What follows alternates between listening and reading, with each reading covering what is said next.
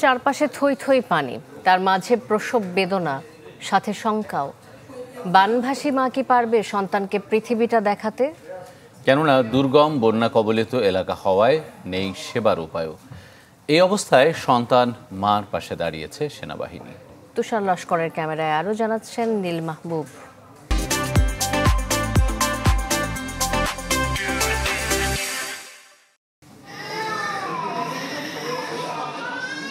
এক অদ্ভুত দৃশ্য। পূর্ণতা পেয়েছে 10 মাস 10 দিনের কষ্ট। হয়তো বড় হলে মায়ের কাছে গল্প শুনবে কতটা ভয়াবহ দুর্যোগপূর্ণ সময়ে এসেছেন পৃথিবীতে। চারপাশে বন্যার থই থই পানি, আর্তনাদ, আহাজারি। যেখানে নিজের বেঁচে থাকাটাই ছিল ভাগ্যের হাতে, সেখানে বানভাসী মায়ের শঙ্কাটাও ভাসছিল। পারবেন কি সন্তানকে পৃথিবীর আলোটা দেখাতে? অনেক অবস্থা ভয়াবহ ছিল। তখন তো গাড়ি চলাচল ছিল না, অনেক পানি ছিল। এমন অবস্থা ছিল যে আকাশে প্রচুর বৃষ্টি ছিল, কোনো বিমানও যেতেছিল না। তখন মানুষ যে আবার পৃথিবী থেকে বাঁচবে এটা কল্পনা করে না, এত পানি ছিল।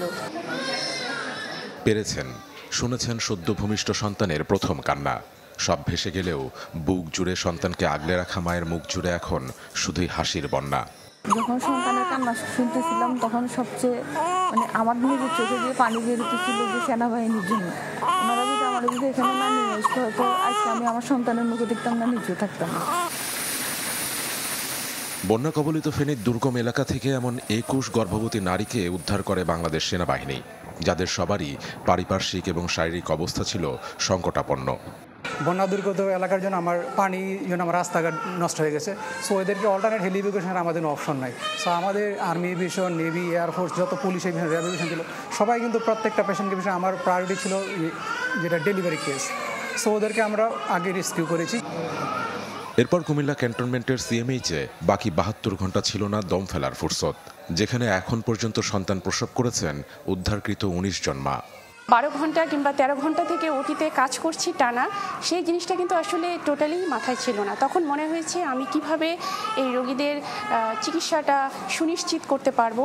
আমাদের এখানে যতটুকু জনবল ছিল, আমরা এখানে যতটুকু সেবা দিতে পারি তার থেকেও 3 গুণ 4 গুণ বেশি পরিশ্রম করে আমরা এই শিশুদেরকে সেবা প্রদান করে গিয়েছি। পৃথিবীতে তো আশা হলো, তবে অনেকেরই ভবিষ্যৎ যে এখনো অনিশ্চিত। কারো কারো ঠিকানাটাই যে ভেসে গেছে বানের জলে।